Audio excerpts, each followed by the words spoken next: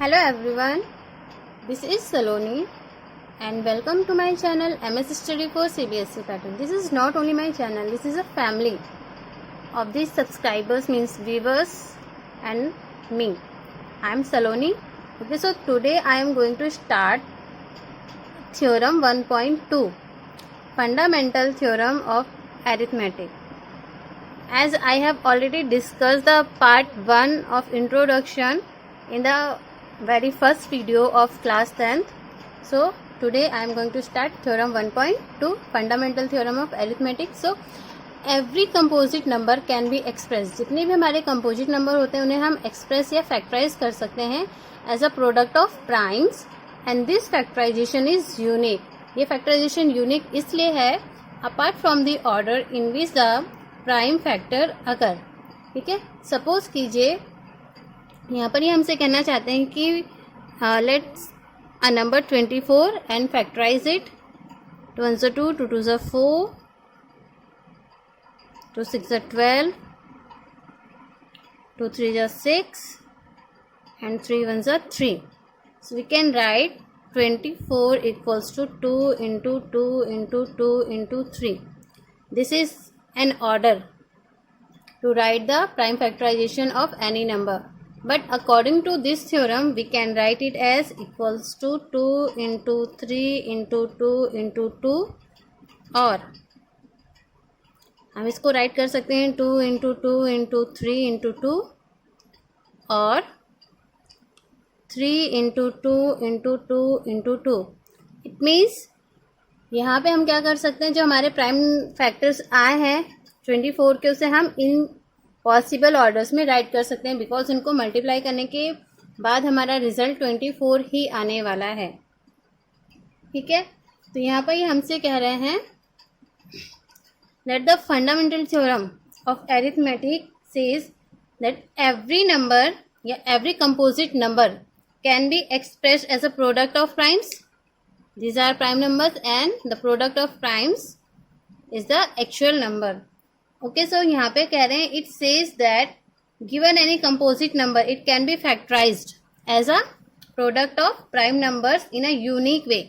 ठीक है, unique way हो गया ये आपका फर्स्ट वाला. इसमें आपको क्या किए गए हैं, जितने भी आपके कंपोजिट फैक्टर्स आए हैं प्राइम फैक्टर्स, उन्हें हमने क्या किया है, असेंडिंग ऑर्डर में लिखा है. But except for the order in which the prime occurs, that is given any composite number, there is one and only one way to write it as a product of primes. ठीक है, आपको क्या करना है, इनका product बताना है. Product आपको बताना है, तो प्रोडक्ट में आप क्या कर सकते हैं, नंबर्स को आगे पीछे भी राइट करके, यानी कि इनके प्लेसेस को भी चेंज करके आप इनका प्रोडक्ट बता सकते हैं. ओके, सो बोल रहे हैं एग्जाम्पल लेते हैं. यहाँ पे सपोज कीजिए किसी भी नंबर का जो यहाँ पे फैक्टर आया है. ठीक है, अनदर एग्जाम्पल ले लेते हैं.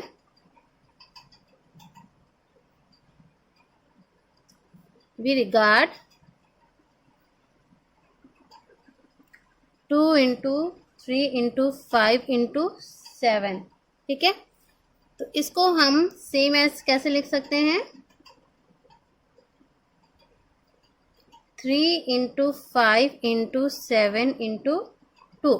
और भी अलग फॉर्म में इसको हम राइट कर सकते हैं. अगर हम इसको लिखना चाहें तो ये 5 into 7 into 3 into 2 भी हम इसको राइट कर सकते हैं. पॉसिबल ऑर्डर्स होनी चाहिए बस हमारे पास. This fact is also state in the following form. It means suppose करते हैं, let x be the given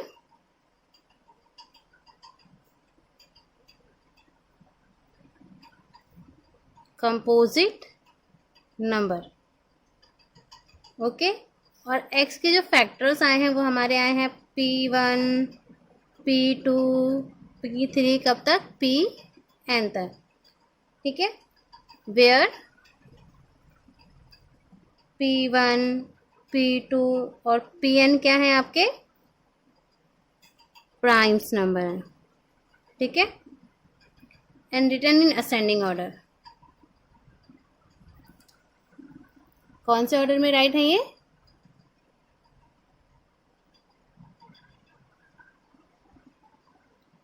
ascending order में।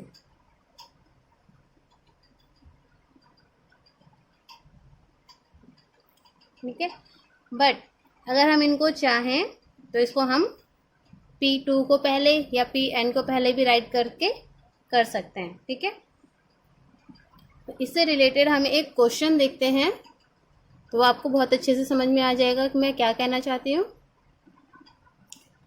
एग्जाम्पल हमने लिया है find the LCM of 18 and 20। ठीक है, तो यहाँ पे हमें क्या करना है, लोएस्ट कॉमन मल्टीपल निकालना है 18 और 20 का। तो आप यहाँ पे सबसे पहले फैक्टराइज कीजिए 18 को। 2 9 ज़ा 18, 3 3 ज़ा 9 एंड 3 1 ज़ा 3। 20 के फैक्टराइजेशन कीजिए, तो यहाँ जाएगा आपका 2 10 ज़ा 20, 2 5 ज़ा 10 एंड 5 1 ज़ा 5। तो यहाँ पे सबसे पहले हम राइट कर देते हैं फैक्टर्स ऑफ 18, 2 इंटू 3 इंटू 3। इसे आप इस तरीके से भी राइट कर सकते हैं 2 की पावर 1 एंड 3 की पावर 2। ये आपके प्राइम फैक्टर्स हैं। ठीक है, इसके बाद prime factors of 20 equals to 2 into 2 into 5। आप इसे राइट कर सकते हैं 2 रेज़ टू द पावर 2, यानी कि 2 का स्क्वायर इंटू 5 की पावर 1। ओके, अब यहाँ पे आपको निकालना है एलसीएम, यानी कि lowest common multiple of 18 and 20। तो इसमें देखिए कैसे राइट करते हैं। सबसे पहले इसमें देखिए कि जो 2 दोनों में कॉमन आ रहा है उसमें मैक्सिमम पावर 2 की कितनी है, 2 raise to the power 2 into 3 की पावर 2 इंटू 5 की पावर 1। अब इनको आप एक्सपेंड करके लिख लीजिए और मल्टीप्लाई कर दीजिए। 2 2 ज़ा 4, 4 3 ज़ा 12, 12 3 ज़ा 36 एंड 36 5 ज़ा 180। ठीक है, तो आई थिंक अब आपको इस एलसीएम के थ्रू समझ में आ गया होगा कि हमने इन नंबर्स को किस तरीके से राइट किया है। हम इसको आगे पीछे भी करके नंबर्स को रख सकते थे। ठीक है, और अब हमने इसका एलसीएम भी फाइंड करके आपको दे दिया है। Now let's see theorem 1.3। Let P be a prime number, यानी कि कोई भी एक नंबर लिया है P, वो क्या है, एक प्राइम नंबर है। If P divides A square, यानी कि P अगर किसी भी नंबर का ए स्क्वायर को डिवाइड करती है, देन P डिवाइड्स ए, तो P ए को भी डिवाइड करता है, where A is a positive integer. तो यहाँ पे हम क्या करते हैं, let P be a number equals to 3 ले लेते हैं, एंड ए इक्वल्स टू हम ले लेते हैं यहाँ पे 9। ठीक है, अब हम कर देते हैं स्क्वायरिंग बोथ साइड्स। तो यहाँ पे देखिए आपका ए है 9, तो ए स्क्वायर क्या हो जाएगा आपका 9 का स्क्वायर, एंड 9 9 ज़ा 81। ओके, तो यहाँ पे अगर आपका 3 जो है 3 डिवाइड्स 81, तो आपका 3 जो है वो डिवाइड करेगा 9 को भी। यहाँ से हमें ये पता चला कि अगर कोई भी नंबर उसके ए स्क्वायर को डिवाइड कर रहा है तो वही नंबर उसके नंबर को भी डिवाइड करेगा। ठीक है, मीन्स 9 के स्क्वायर को जब 3 डिवाइड कर रहा है तो 3 क्या होगा, 9 को भी डिवाइड करेगा। तो इस थ्योरम से हमने ये प्रूव कर दिया है कि कोई भी नंबर है, अगर कोई P यानी कि कोई नंबर, कोई प्राइम नंबर किसी एक नंबर को कोई भी पॉजिटिव इंटीजर के स्क्वायर को डिवाइड कर रहा है तो वो उस नंबर को भी डिवाइड कर रहा है। तो यहाँ पर हमने इसे प्रूव कर लिया है। तो अब इसे हमें हर एक क्वेश्चन में प्रूव करने की ज़रूरत नहीं है, हम इसे बता सकते हैं कि हम थ्योरम 1.3 के थ्रू इसको प्रूव कर चुके हैं। ठीक है, और ये थ्योरम बहुत ही इम्पॉर्टेंट है। ये आपको एग्ज़ाम में शो करने के लिए नहीं आएगा या फिर ये प्रूव करने के लिए नहीं आएगा, बट ये थ्योरम आपको हेल्प करेगी क्वेश्चंस को सॉल्व करने में। ठीक है, तो ये इस पॉइंट ऑफ व्यू से इम्पॉर्टेंट है।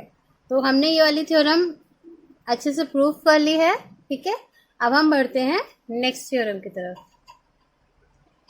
Theorem 1.4 is √2 is irrational. आपको क्या प्रूव करना है कि जो √2 है वो इरेशनल है। तो हमें इसे प्रूव करने के लिए हम क्या करेंगे, हम इसका कॉन्ट्राडिक्ट करेंगे, यानी कि हम पहले यहाँ पे लेट करेंगे, लेट एज्यूम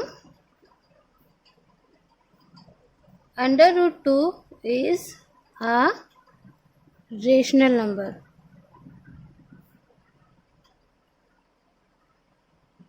ओके, √2 क्या है, एक रेशनल नंबर है। तो इस रेशनल नंबर को हम a/b की फॉर्म में राइट कर सकते हैं, बिकॉज रेशनल नंबर की जो फॉर्म होती है वो क्या होती है, p/q।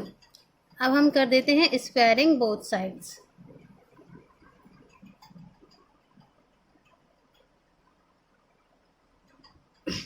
स्क्वायरिंग बोथ साइड्स कर देंगे तो ये हो जाएगा आपका √2 का स्क्वायर इक्वल्स टू a/b का स्क्वायर। तो ये हो जाएगा आपके लिए 2 इक्वल्स टू a²/b²।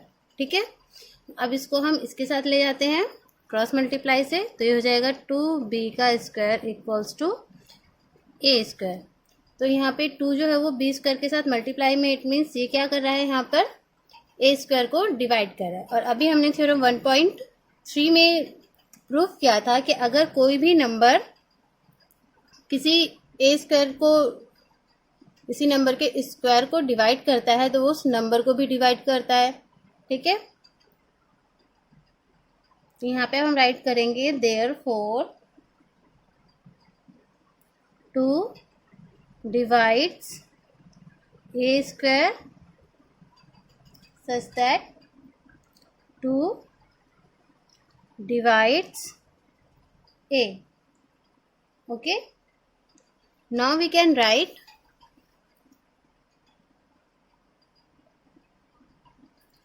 कोई भी हमारा नंबर a है उसको हम राइट कर सकते हैं, यानी कि जब इसको डिवाइड करेंगे तो हमारा आंसर क्या आ जाएगा, 2c। और c क्या है हमारे लिए, c एनी इंटीजर। तो ये हमारे लिए बन गई है इक्वेशन फर्स्ट। और सेकंड इक्वेशन हमारी बनेगी, नाउ स्क्वायरिंग बोथ साइड्स।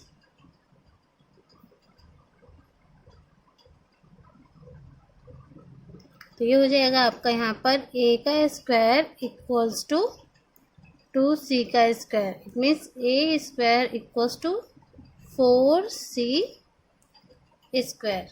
ठीक है, ये हो जाएगी, कहाँ से आ गया हमारे पास, फ्रॉम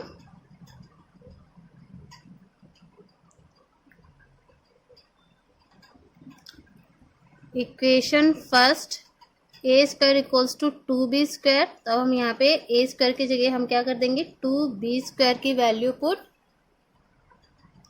ठीक है, तो यहाँ पे हो जाएगा 2b² इक्वल्स टू 4c²। 2 से 2 यहाँ कैंसिल हो जाएगा तो हमारे पास आ जाएगा b² इक्वल्स टू 2c²। ये होगी हमारे लिए क्वेश्चन नंबर 2। और यहाँ पे भी हम क्या राइट करेंगे, 2 इज या 2 डिवाइड्स b², क्या हो जाएगा, 2 डिवाइड्स b ऑल्सो। ठीक है, हमने थ्योरम नंबर 1.3 से यही प्रूफ किया था कि अगर कोई भी नंबर का स्क्वायर डिविजिबल है किसी भी नंबर से, तो वो नंबर भी उस नंबर से क्या होगा, डिविजिबल होगा। तो यहाँ पे इक्वेशन फर्स्ट एंड सेकंड से अब हमें क्या करना है, from equation first and second दोनों में ही क्या आ रहा है, 2 एज अ कॉमन आ रहा है। तो यहाँ पे हमने क्या क्या देखा, हमने इक्वेशन फर्स्ट सेकंड में से 2 दोनों में कॉमन आ रहा है, इट मीन्स क्या हो गया हमारे लिए, a एंड b नॉट को प्राइम्स। ठीक है, यहाँ पर जो हमने ऊपर a/b लिया था, इसे हमें क्या करना है कि a एंड b आर को प्राइम्स। और को प्राइम्स नंबर में क्या होता है, आपका जो कॉमन फैक्टर होता है वो सिर्फ क्या होता है, 1 होता है। ठीक है, तो हमने जब यहाँ पे इनको a और b को लेट कर लिया कि ये को प्राइम नंबर्स हैं, बट हमने यहाँ पे क्या देखा कि दोनों के साथ 2 भी एज अ कॉमन फैक्टर आ रहा है, तो हमने यहाँ पे देखा कि ए और बी जो है वो को प्राइम्स नहीं है। और ये अगर को प्राइम्स नहीं है तो हमने जो अजम्पशन की थी वो क्या है, गलत हो गई। Our assumption is incorrect, hence root 2 is irrational. Okay. Theorem 1.5 is let x be a rational number whose decimal expansion terminates. Means x को इन्होंने क्या बोला है, एक रेशनल नंबर है जिसका डेसिमल एक्सपेंशन क्या है, टर्मिनेट्स है। It means it can cut completely. Then x can be expressed in the form p upon q। x को आपको क्या करना है, p अपॉन q की फॉर्म में रिप्रेजेंट करना है, where p and q are coprimes. Okay, p q are coprime. Co-prime means they have as a common factor only 1. It means 1 के अलावा इनका कोई भी कॉमन फैक्टर नहीं होगा। ठीक है। And the prime factorisation of Q is of the form 2 raised to the power n and 5 raised to the power n, where n m are non-negative integers.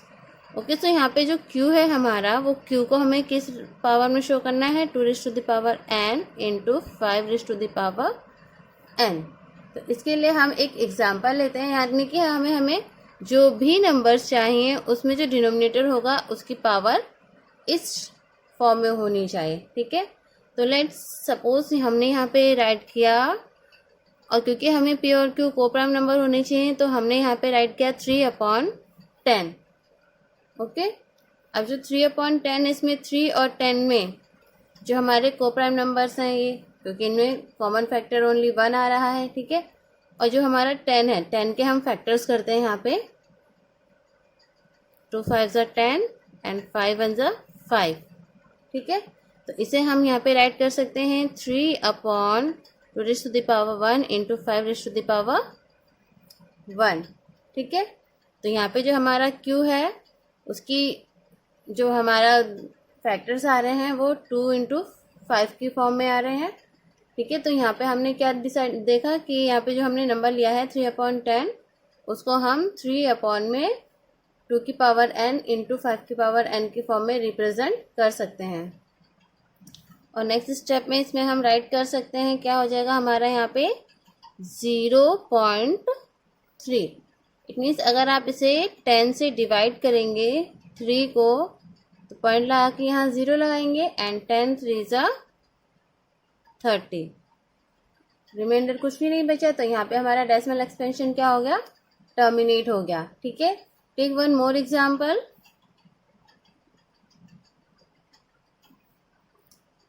Let's suppose हमने यहाँ पे लिया 13/125। 13 and 125 आपके को प्राइम्स हैं, because यहाँ पे only 1 as a common factor है। ठीक है, अब इसको हम 13/125 के फैक्टर्स कर लेते हैं। तो ये 2 से तो नहीं कट रहा है, तो 5 से काटेंगे। 5 2 ज़ा 10, 5 5 ज़ा 25, 5 5 ज़ा 25 एंड 5 1 ज़ा 5। ठीक है, तो यहाँ पे आ जाएगा आपका 5 raise to the power 3, it means 5 का क्यूब। अब यहाँ पे देखिए आपको 2 नहीं दिखाई दे रहा है ना, तो आप क्या कर सकते हैं, इसको या तो आप यहाँ पे 2 की पावर 0 राइट कीजिए। इट मीन्स 2 की पावर 0 मीन्स यहाँ पे आप राइट कर सकते हैं 2 raise to the power 0 equals to 1। Okay, और you can write 13/2 raise to the power 3 into 5 raise to the power 3 into 2 raise to the power 3। It means मैंने क्या किया, यहाँ पे 5 की पावर 3 है तो 2 की भी पावर 3 न्यूमरेटर एंड डिनोमिनेटर दोनों में ही मल्टीप्लाई कर दिए, तो इससे क्या हुआ, वैल्यू आपकी क्या है, अभी भी इक्वल ही है। ठीक है, तो यहाँ पे हो जाएगी आपकी वैल्यू 13 इंटू 8 अपॉन में यहाँ हो जाएगा 8 इंटू 125 इक्वल्स टू 13 8 जा 104 अपॉन में 125 8 जा 1000। अब 1000 से जब हम कंप्लीटली कट करेंगे तो यहाँ आ जाएगा आपका 0.104। इट मीन्स ये भी क्या है आपका टर्मिनेट डेसिमल है। Okay. Theorem 1.6 let x equals to p upon q a b are rational number. It means आपको क्या करना है x equals to p upon q let करना है। ठीक है। इसके बाद बोला है यहाँ पे एक रेशनल नंबर है यानी कि p अपॉन q की फॉर्म में है। Such that the prime factorization of q is of the form 2 raised to the power n and m raised to the 5 raised to the power m, where n m are non-negative integers। तो यहाँ पे आपको क्या करना है, जो हमारा q है उसे आपको 2 raised to the power n into 5 raised to the power m की फॉर्म में राइट करना है। Then x has a decimal expansion which terminates। तो x का जो भी डेसिमल एक्सपेंशन होगा वो क्या होगा, टर्मिनेट होगा। तो अब इस p अपॉन q की फॉर्म को हम राइट करते हैं p अपॉन q की जगह आपको क्या राइट करना है 2 raise to the power n into 5 raise to the power m। अब यहाँ पे मैं लेट कर लेती हूँ कि यहाँ पे जो हमारी 2 की और 5 की पावर होगी वो कितनी होगी। यहाँ पे हम ले लेते हैं 2 raise to the power 2 into 5 raise to the power 2। Okay. और ऊपर जो हमारा p है यानी कि जो हमारा न्यूमरेटर है वो हम कुछ भी सपोज कर लेते हैं। Let's suppose it's 7। ओके। तो हमारे पास अब यहाँ पे वैल्यू आ गई 7 अपॉन 2 2 ज़ा 4 इंटू 5 5 ज़ा 25। नेक्स्ट स्टेप में हो जाएगा 7 अपॉन 25 4 ज़ा 100 और इसे हम 100 से डिवाइड करेंगे तो हमारे पास वैल्यू आ जाएगी 0.07। ठीक है। Let's take another example. This time p की जगह हम यहाँ पे ले लेते हैं 13 upon 2 raise to the power 1 into 5 raise to the power 3। तो यहाँ पे वैल्यू हो जाएगी हमारी 13 upon 2 into 5 into 5 into 5।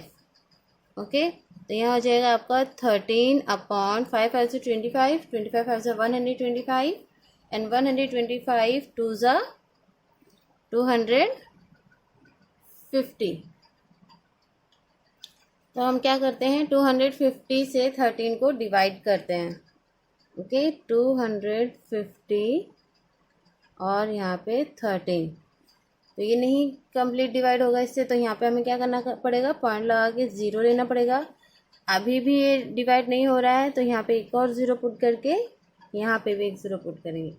Now 25 का टेबल हमें कितने टाइम्स पढ़ना पड़ेगा, यहाँ पे आप 250 का 5 टाइम्स 0 5 5 से 25 2 कैरी 5 2 से 10 11 12 माइनस किया, यहाँ पे आ गया 0 और यहाँ आ गया 5। फिर से यहाँ 0 लगाया। अब ये हो जाएगा 250 2 ज़ा 500। तो देखिए ये टर्मिनेट हो गया है। इसकी वैल्यू आ गई आपके पास 0.052। ओके। क्लियर हो गई आपको ये अच्छे से थ्योरम 1.6। तो अब मुझे कमेंट बॉक्स में कमेंट करके ज़रूर बताइएगा। Theorem 1.7 let x equals to p upon q where p and q are coprimes. Okay. हमने क्या किया यहाँ पे x equals to p upon q suppose कर लिया है where p and q are coprimes. Okay. Next b are rational numbers such that the prime factorization of q is not of the form 2 raised to power n 5 raised to the power m where n m are non-negative integers। Okay. So जो हमारा q है वो क्या है, not equal to the power of 2 raised to the power n into 5 raised to the power m. Then x has a decimal expansion which is non-terminating, repeating or recurring. So let's take an example. Suppose I have taken 10/3. Okay, 10 और 3 are को prime because इनमें सिर्फ 1 ही as a common factor आएगा. और इसे अब हम divide करते देखते हैं 3 से 10 को. सो 3 3 ज़ा 9 माइनस 1, फिर पॉइंट लगा के 0 पुट किया. 3 3 ज़ा 9 माइनस करेंगे 1 आया, फिर से 0 लगाएंगे, फिर 3 3 ज़ा 9 माइनस करेंगे, अगेन यहाँ पे 1 आ जाएगा, फिर 0 पुट करके 3 3 ज़ा 9 माइनस करेंगे, फिर से 1. इट मीन्स यहाँ पे जो हमारा रिमाइंडर है वो कभी भी 0 नहीं आएगा. तो इसकी वैल्यू आपके पास क्या आ जाएगी? 3.3333 एंड ये आपकी कंटिन्यू चलती रहेगी. तो ये आपका डेसिमल एक्सपेंशन कैसा हो गया? Non terminating repeating. Okay, next एक अदर एग्जाम्पल लेते हैं हम लोग. यहाँ पे ले लेते हैं 1/7. ओके, तो अब हम यहाँ पे क्या करेंगे? 7 से 1 को डिवाइड करेंगे. ठीक है, तो यहाँ पे 7 से 1 डिवाइड नहीं होगा, पॉइंट लगा के हम यहाँ 0 पुट करेंगे. नाउ 7 1 जा 7 माइनस किया, यहाँ पे आ गया आपका 3, 0 लिया, उसके बाद 7 4 जा 28 माइनस किया तो 2 आया आपका. फिर यहाँ पे हम पॉइंट 0 लगाएंगे, फिर 7 2 जा 14 माइनस करेंगे तो 6 आएगा, फिर 0 पुट करेंगे, 7 8 जा 56 माइनस करेंगे, यहाँ 4 आएगा, फिर 0 लगाएंगे, अगेन 7 5 जा 35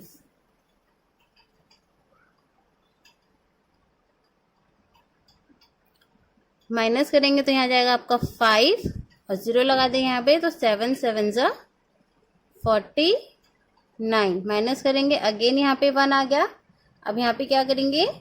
0 पुट करके फिर से आपका क्या चला जाएगा? 7 1 जा 7 माइनस किया, यहाँ पे आ गया आपका 3, फिर से 0 पुट करेंगे. तो अब देखिए यहाँ पे हमारा नंबर जो है डेसिमल के बाद 1 2 3 4 5 6 प्लेसेस के बाद इसने रिपीट करना स्टार्ट कर दिया है.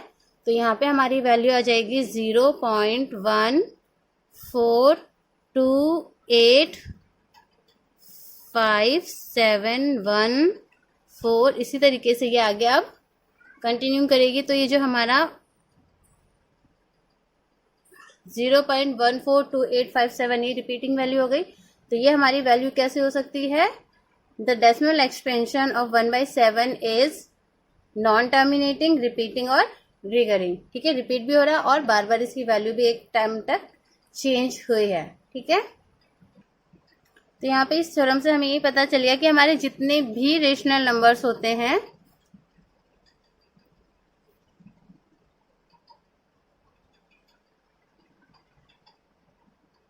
वो या तो टर्मिनेटिंग होते हैं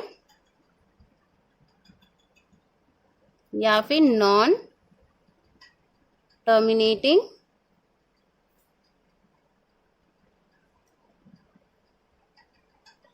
रिपीटिंग और रिकरिंग.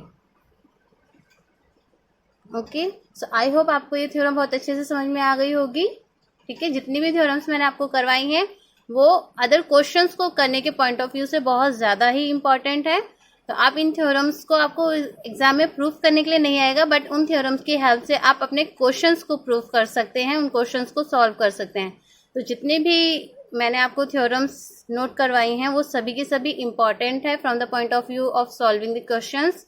सो आप इनको अच्छे से वीडियो को वॉच कीजिएगा. अगर आपको एक बार में नहीं समझ में आता है तो आप वीडियो को अगेन वॉच कर सकते हैं. फिर से देखिए, एक बार नहीं, 2 बार नहीं, 3 बार देखिए, आपको अच्छे से समझ में आएगा. और अगर आपको फिर भी कुछ प्रॉब्लम क्रिएट होती है तो आप कमेंट बॉक्स में कमेंट कर सकते हैं. और सपोर्ट करने के लिए प्लीज़ मेरी वीडियोस को ज़्यादा से ज़्यादा लाइक कीजिए, शेयर कीजिए और चैनल को सब्सक्राइब भी कर लीजिए. और चैनल को सब्सक्राइब करके बेल आइकन भी प्रेस कीजिए जिससे आपको मेरी आने वाली न्यू वीडियो का नोटिफिकेशन टाइम पर मिल सके. तो चलिए, जब तक मैं आपके लिए नया वीडियो लेकर आती हूँ तब तक के लिए tata bye bye, have a nice day and take care, good bye.